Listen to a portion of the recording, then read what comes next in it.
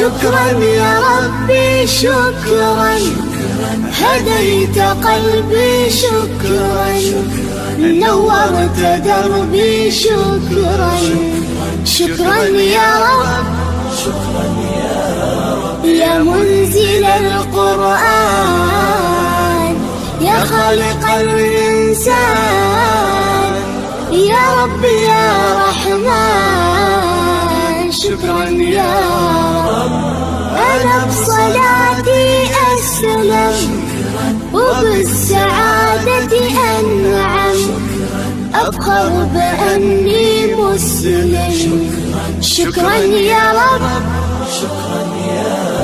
يا خالق الأكوان، يا رب يا رحمن، أكرمني بالغفران. شكرا يا رب، نور يا ربي دربي، واستر يا ربي عيبي، واغفر يا ربي ذنبي دوما يا رب، دايم مدى الزمان. أكرمني بالإيمان،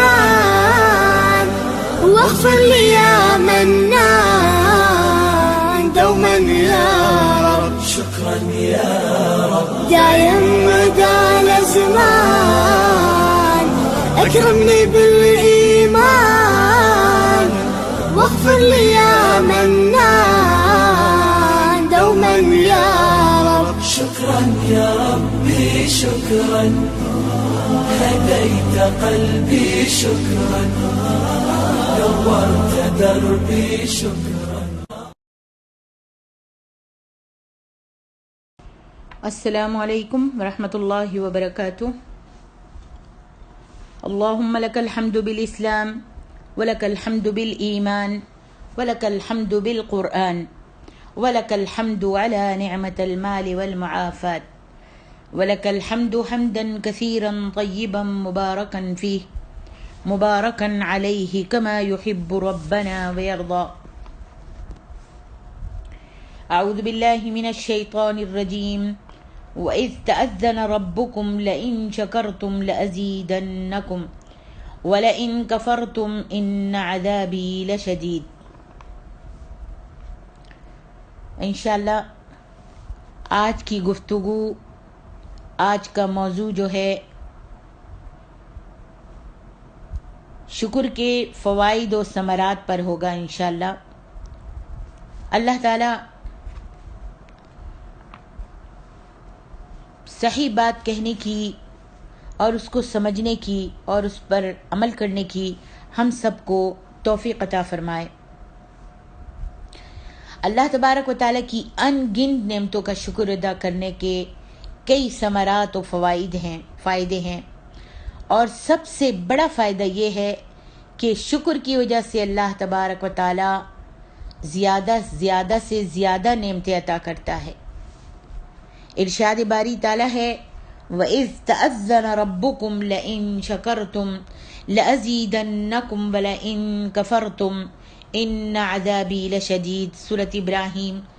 اور جب تمہارے رب نے اعلان کیا کہ اگر تم شکر کرو گے تو تمہیں یقیناً میں زیادہ دوں گا، اور اگر ناشکری کرو گے تو پھر یاد رکھنا کہ میرا عذاب بھی بڑا سخت ہے.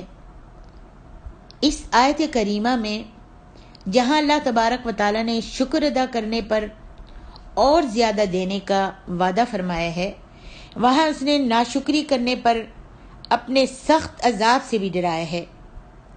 لہذا میری محترم ماں اور بہنوں، ہمیں ہر حال میں اپنے خالق و مالک کا شکر گزار ہونا چاہیے اور اس کی ناشکری سے قطعاً اجتناب کرنا چاہیے، بچنا چاہیے. ناشکری کا برا انجام ذکر کرتے ہوئے اللہ تعالیٰ فرماتے ہیں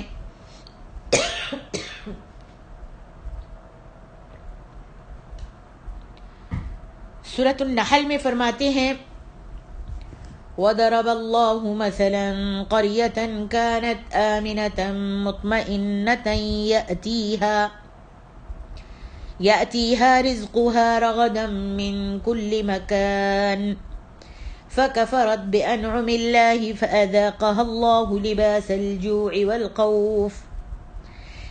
الجوع والخوف بما كانوا يصنعون. اللہ تبارک و تعالیٰ ایک بستی کی مثال بیان کرتا ہے جس بستی میں امن تھا، چین تھا، سکون تھا، اور اللہ تعالیٰ نے ہر طرف سے اس کو رزق کی فراوانی دی ہوئی تھی. پھر اس بستی نے اللہ تبارک و تعالیٰ کی ناشکری کی تو اللہ تبارک و تعالیٰ نے اس بستی والوں کے کرتوتوں کے نتیجے میں ان پر بھوک اور خوف کا عذاب مسلط کر دیا. میری محترم ماں اور عزیز بہنوں، اس آیت کریمہ سے ثابت ہوتا ہے کہ جب تک کسی ملک کے لوگ جو ہیں، کسی بستی کے لوگ جو ہیں اللہ تعالیٰ کے شکر گزار بندے بنے رہتے ہیں، تب تک وہ ملک امن و سلامتی کا گہوارہ بنا رہتا ہے. امن و سلامتی کا وہ ملک گہوارہ بنا رہتا ہے. اس کے باشندوں کے پاس ہر طرف سے رزق پہنچتا ہے اور اس کی معیشت بابرکت ہو جاتی ہے. اور جب وہ اللہ تعالیٰ کی ناشکری کرتے ہوئے اس کے نافرمان بن جاتے ہیں تو امن و سلامتی کی نعمت بھی ان سے چھین جاتی ہے. دشمن کا خوف مسلط ہو جاتا ہے، رزق اور معیشت میں بے برکتی آ جاتی ہے اور بھوک و پیاس کا عذاب ان کا مقدر بن جاتا ہے. آج ہم اگر بحیثیت مجموعی مسلمانوں کی حالت کا جائزہ لیں، اپنے معاشرے کا، مسلمانوں کی حالت کا جائزہ لیں، تو واضح طور پر نظر آتا ہے کہ خون مسلم پانی کی طرح بہہ رہا ہے. مسلمانوں کی معیشت جو ہے وہ برباد ہو چکی ہے اور بہت سارے مسلمان غربت کی چکی میں بری طرح پس رہے ہیں. بھوک و پیاس نے کئی مسلم ممالک میں ڈیرے لگا رکھے ہیں. دشمنان اسلام کا خوف اس قدر غالب آ گیا ہے کہ ہم اپنے مسائل میں خود فیصلہ کرنے پر قادر نہیں اور ہم انہی کی طرف رجوع کرتے ہیں جو ہمارا گلا گھونٹ کر تڑپا کر ہمیں مارنا چاہتے ہیں. کبھی سوچا ہم نے کہ ذلت و خواری کے یہ بادل ہم پر کیوں چھا گئے؟ ہماری شان و شوکت کیوں لٹ رہی ہے؟ ہماری عزت ذلت میں کیوں تبدیل ہو رہی ہے؟ کبھی ہم نے سوچا؟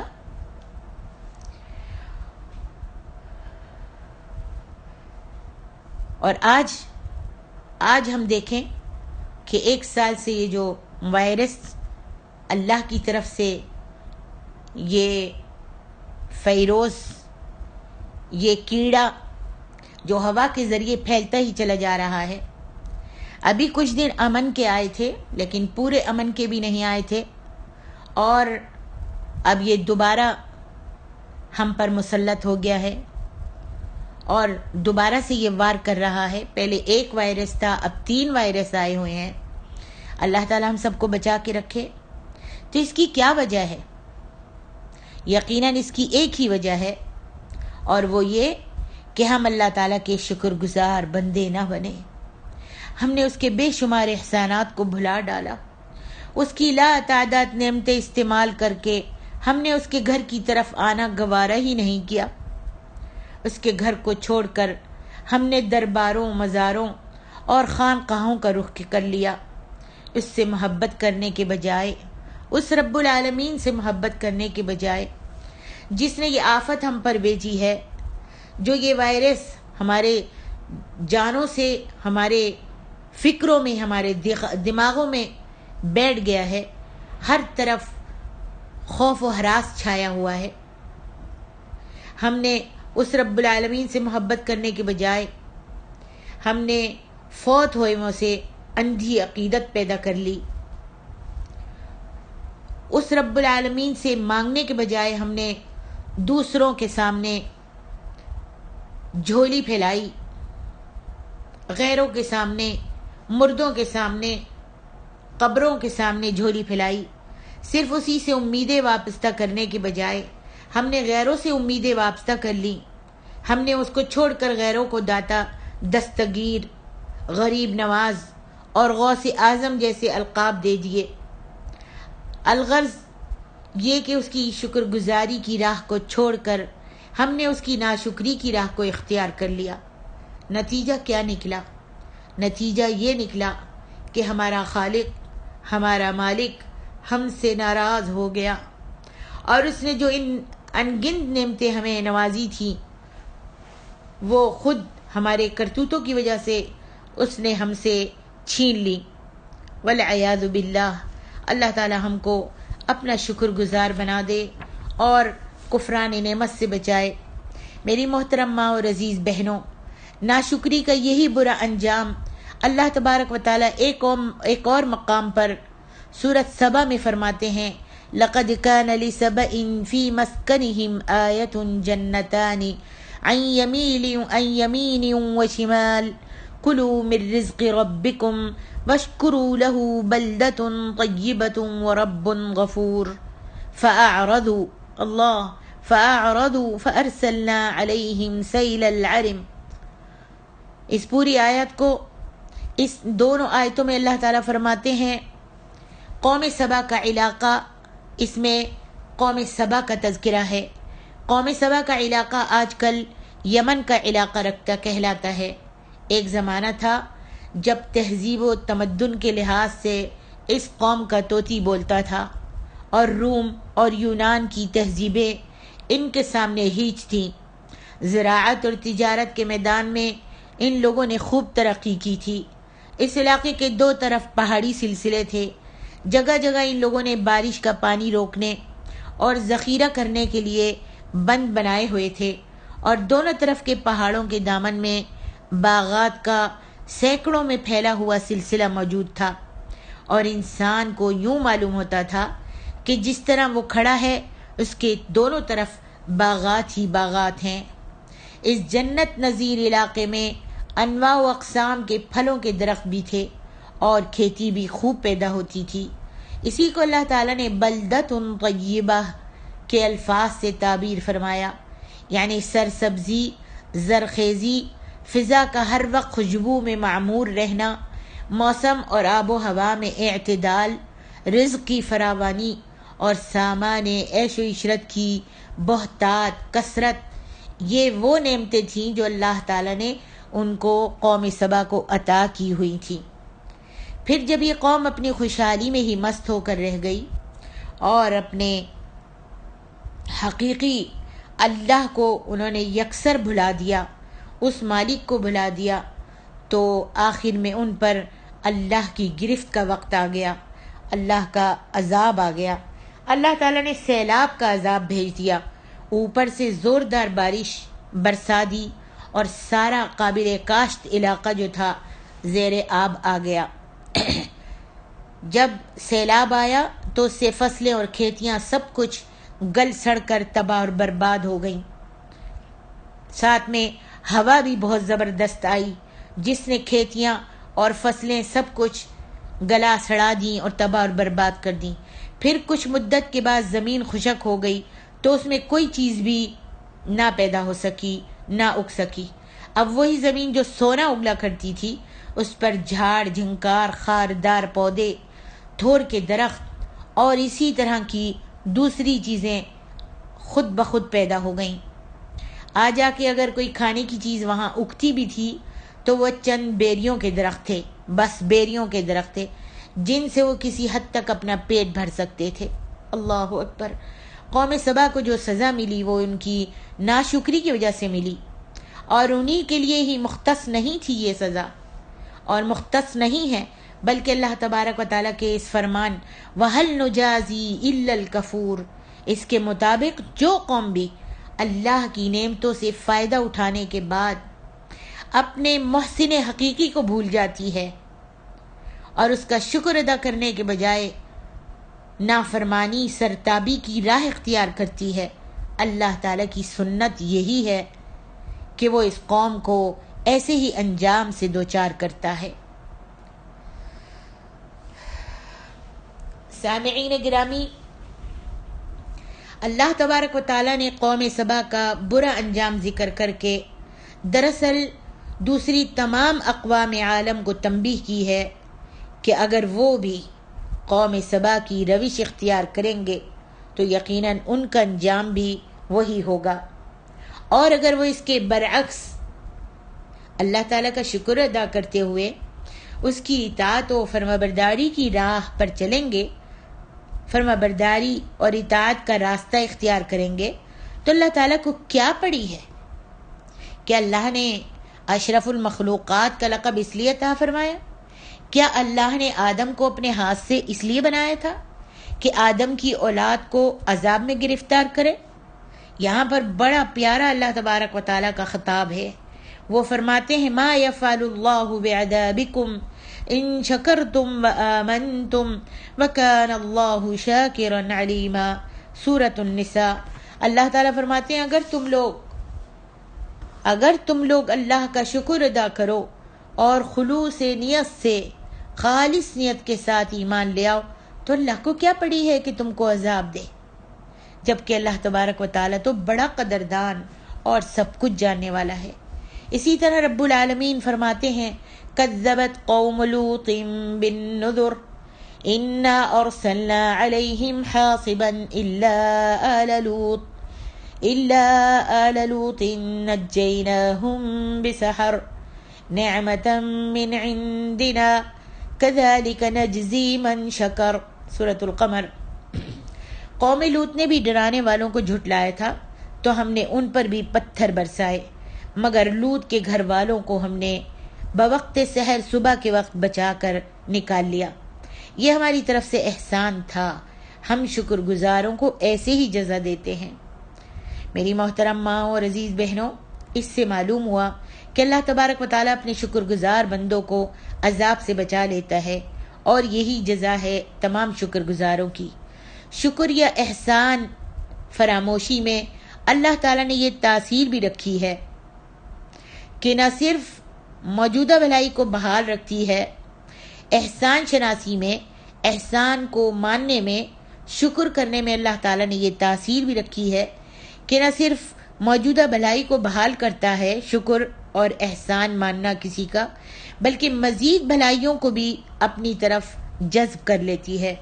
اور ناشکری یا احسان فراموشی کا نتیجہ یہ ہوتا ہے کہ ایسے احسان فراموشی سے پہلی نعمتیں بھی چھن جاتی ہیں، ناشکری کرنے سے اور احسان فراموشی کرنے سے پہلی نعمتیں بھی چھن جاتی ہیں، اور حالات جو ہیں مزید بدتر ہوتے چلے جاتے ہیں۔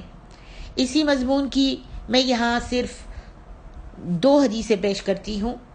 حضرت ابو ہریرہ رضی اللہ عنہ بیان کرتے ہیں کہ نبی صلی اللہ علیہ وسلم نے فرمایا بنی اسرائیل میں 3 آدمی تھے، پہلا کوڑی، دوسرا گنجا اور تیسرا اندھا۔ اللہ تعالیٰ نے انہیں آزمانا چاہا اور ان کی طرف ایک فرشتہ بھیج دیا جو سب سے پہلے کوڑی کے پاس آیا اور کہنے لگا تم کیا چاہتے ہو؟ اس نے کہا اچھا رنگ اور خوبصورت جلد، کیونکہ لوگ مجھ سے نفرت کرتے ہیں۔ فرشتے نے اس پر اپنا ہاتھ پھیرا تو اس کا کوڑ پن جو تھا وہ جاتا رہا، رنگ اچھا ہو گیا اور اس کی جلد جو تھی خوبصورت ہو گئی، اس کی چمڑی جو خوبصورت ہو گئی۔ پھر فرشتے نے پوچھا تمہیں کون سا مال پسند ہے؟ اس نے کہا اونٹ۔ فرشتے نے ایک 10 ماہ کی اونٹنی مہیا کر دی اور کہا اللہ اس میں برکت دے گا۔ پھر وہ گنجے کے پاس آیا اور کہا تم کیا چاہتے ہو؟ اس نے کہا کہ یہی میرا گنجا پن جو ہے جاتا رہے اور میرے سر پر اچھے بال اگائیں۔ فرشتے نے اس پر ہاتھ پھیرا تو وہ ٹھیک ہو گیا اور اچھے بال اس کے اگائے۔ پھر اس سے پوچھا تمہیں کون سا مال پسند ہے؟ اس نے کہا گائیں۔ چنانچہ فرشتے نے اسے ایک حاملہ گائے مہیا کر دی، حاملہ حمل والی گائے دے دی اور کہا اللہ اس میں تمہیں برکت دے گا۔ پھر فرشتہ اندھے کے پاس آیا اور پوچھا تم کیا چاہتے ہو؟ اس نے کہا یہی کہ میری بینائی مجھ کو مل جائے اور میں لوگوں کو دیکھنے کے قابل ہو جاؤں۔ اللہ اکبر۔ فرشتے نے اس کی آنکھوں پر ہاتھ پھیرا تو اللہ تعالیٰ نے اس کی بینائی لوٹا دی۔ یہاں یاد رکھیے فرشتہ اللہ کی مرضی کے بغیر کچھ نہیں کر سکتا۔ فرشتے کو اللہ تبارک و تعالیٰ نے ان کی آزمائش کے لیے اتارا تھا اور اللہ کے حکم سے ہی گنجے کے سر پر بال آئے اور کوہڑی کی جلد جو تھی، چمڑی جو تھی صاف ہو گئی اور اندھے کو بھی اللہ تبارک و تعالیٰ نے اس کی بینائی کو لوٹا دیا. یہ سب اللہ کا حکم. پھر اس سے پوچھا تمہیں کون سا مال پسند ہے؟ اس نے کہا بکریاں. چنانچہ فرشتے نے اسے ایک حاملہ بکری مہیا کر دی اور کہا اللہ اس میں تجھے برکت دے گا. کچھ مدت گزرنے کے بعد کوڑی کے پاس اونٹوں کا، گنجے کے پاس گایوں کا اور اندھے کے پاس بکریوں کا بہت بڑا ریوڑ بن گیا. اب فرشتہ پھر ان کے پاس انسانی صورت میں آیا. پہلے کوڑی کے پاس گیا اور کہا میں ایک محتاج آدمی ہوں، میرا سب سامان جاتا رہا، اب اللہ کی اور اس کے بعد تمہاری مدد کے بغیر میں کہیں پہنچ نہیں سکتا. میں تم سے اس اللہ کے نام پر سوال کرتا ہوں جس نے تیرا رنگ اچھا کر دیا، تیری چمڑی کو خوبصورت بنا دیا اور تجھے بہت سا مال دیا، کہ تم ایک اونٹ مجھے دے دو تاکہ میں اپنے ٹھکانے پر پہنچ سکوں. وہ کہنے لگا مجھ پر تو بہت سے لوگوں کے مالی حقوق ہیں. فرشتے نے کہا ایسے لگتا ہے جیسے میں تجھے پہچانتا ہوں. تو ایک کوڑی نہیں تھا کہ لوگ تجھ سے کراہیت کرتے تھے، اور تو ایک محتاج تھا. پھر اللہ تعالیٰ نے تم پر مہربانی کی اور یہ سب کچھ تم کو عطا کیا. وہ کہنے لگا واہ، مجھے تو یہ سب کچھ باپ دادا کی وراثت سے ملا ہے، جیسا کہ آج کل لوگ کہتے ہیں. فرشتے نے کہا اگر تم نے جھوٹ بولا ہے تو اللہ تجھ کو تیری پہلی حالت پر لوٹا دے. پھر وہ گنجے کے پاس آیا اور اس سے بھی بالکل ویسے ہی سوال و جواب ہوئے جیسے کوڑی سے ہوئے تھے، اور اسے بھی فرشتے نے بالآخر یہی کہا کہ اگر تم جھوٹے ہو تو اللہ تعالیٰ تمہیں پہلی حالت میں لوٹا دے. اس کے بعد فرشتہ اندھے کے پاس آیا اور ویسے ہی سوال کیا جیسے کوڑی اور گنجے سے کیا تھا. اندھا یہ سوال سن کر کہنے لگا واقعی میں اندھا تھا، اللہ نے مجھے بینائی بخشی. میں محتاج تھا، اللہ نے مجھے مالدار بنا دیا. اب تم نے مجھ سے اسی اللہ کے نام پر سوال کیا ہے تو جو بھی چاہتے ہو لے لو، میں تمہیں روکوں گا نہیں. فرشتے نے کہا میں محتاج نہیں، میں تو فرشتہ ہوں. اپنی بکریاں اپنے پاس ہی رکھو. اللہ تبارک و تعالیٰ نے تم 3 آدمیوں کو آزمایا تھا. اللہ تجھ سے تو خوش ہو گیا اور تیرے دونوں ساتھیوں کوڑی اور گنجے سے اللہ رب العالمین ناراض ہو گیا. یہ حدیث بخاری اور مسلم میں ہے. یہاں دوسری حدیث بیان کرتی ہوں. ابو سعید الخدری رضی اللہ عنہ بیان کرتے ہیں کہ نبی صلی اللہ علیہ وسلم عید الاضحیٰ یا عید الفطر میں کچھ عورتوں کے پاس سے گزرے تو آپ نے فرمایا یا معشر النساء تصدقن فإنی اریتکن اکثر اہل النار. اے عورتوں کی جماعت تم صدقہ و خیرات کیا کرو، کیونکہ مجھے دکھایا گیا ہے کہ اہل جہنم کی اکثریت عورتوں کی ہے. یعنی مجھے دکھایا گیا ہے کہ جہنم میں اکثریت عورتوں کی ہے اور عورتیں جل رہی ہیں. عورتوں نے کہا اللہ کے رسول ایسا کیوں ہے؟ آپ نے فرمایا تکثرن اللعن وتکفرن العشیر. تم لعنت بہت زیادہ کرتی ہو، ایک دوسرے کو لعنت بہت زیادہ بھیجتی ہو اور خاوند کی ناشکری کرتی ہو. اس واسطے جہنم میں اکثر عورتوں کو میں نے جلتے ہوئے دیکھا ہے. یہ بخاری و مسلم میں حدیث ہے. حضرت ابن عباس کا بیان ہے کہ نبی صلی اللہ علیہ وسلم نے ارشاد فرمایا میں نے جہنم میں دیکھا کہ اس میں اکثریت عورتوں کی تھی جو ناشکری کرتی ہیں. پوچھا گیا کہ اللہ کی ناشکری کرتی ہیں، کہ کیا یہ اللہ کی ناشکری کرتی ہیں اس لیے ان کو جہنم میں ڈالا گیا ہے؟ فرمایا خاوند کی ناشکری کرتی ہیں اور احسان فراموش ہوتی ہیں. اگر آپ ان میں سے ایک پر ساری زندگی احسان کرتے رہیں، یعنی مرد اپنی عورت پر ساری زندگی اگر احسان کرتا رہے، ہر وقت لا کے دیتا رہے، ہر گھڑی اس کا ساتھ دے، ہر جگہ اس کو ساتھ لے کے جائے، ہر چیز سے اس کو نوازے اور خوش رکھے، لیکن اور اگر ایک دفعہ پوری زندگی اس کے ساتھ اچھا رہے، لیکن اگر ایک مرتبہ اس کو کسی چیز کے لانے سے انکار کر دے، کہیں لے جانے سے انکار کر دے، کچھ خریدنے سے انکار کر دے، کچھ دینے سے انکار کر دے، تو وہ کہہ دیتی ہے ما رأیت منک خیرا قط، میں نے تو آج تک تجھ سے کوئی خیر دیکھی ہی نہیں. ہم سب کو چاہیے کہ ہم سب اپنا محاسبہ کریں. جو عورتیں اپنے مردوں کی ناشکری کرتی ہیں، اللہ مجھ کو بھی اور آپ سب کو بھی اللہ اپنے ساتھ ساتھ اپنے شوہروں کا بھی شکر گزار بنائے، شکر کرنے کی توفیق عطا فرمائے اور ناشکری سے بچائے۔ حضرت عبداللہ بن عمر رضی اللہ عنہ سے روایت ہے کہ نبی صلی اللہ علیہ وآلہ وسلم نے فرمایا، لا ينظر اللہ تبارک وتعالی الى امرأة لا تشکر لزوجها وهي لا تستغنی عنہ، صحیح الترغیب و ترہیب وصحح الالبانی۔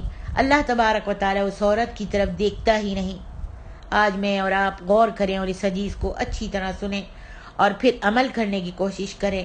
اللہ تبارک و تعالی اس عورت کی طرف دیکھتا ہی نہیں جو اپنے خاوند کی شکر گزار نہ ہو، حالانکہ وہ اس کے بغیر رہ بھی نہیں سکتی۔ اللہ اکبر۔ میری ماں اور بہنوں، اس حدیث میں ہم سب کے لیے عبرت ہے۔ ان تینوں احادیث سے معلوم ہوا کہ اگر ایک خاتون، ایک بیوی اپنے خاوند کی، جو اس کا مجازی خدا کہلاتا ہے، نا شکر گزار ہو، نا شکری کرے، نا شکری بنی رہے، تو اس سے اللہ تعالیٰ ناراض ہو جاتا ہے اور اسے اپنی نظر رحمت سے محروم کرتے ہوئے اسے جہنم میں بھیج دیتا ہے۔ تو اس شخص کا کیا حال ہوگا؟ اس شخص کا کیا حال ہوگا جو اپنے معبود حقیقی کا نا شکر گزار ہو، جو اپنے خالق کا، اپنے مالک کا، اپنے مربی کا نا شکرہ ہو اور دن رات اس کی نافرمانی کرنے پر تلا ہوا ہو، اس کا کیا حال ہوگا؟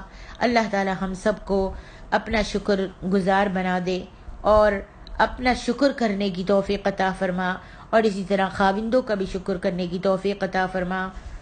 سبحانک اللہم و بحمدک، اشہد ان لا الہ الا انت، استغفرک و اتوب الیک۔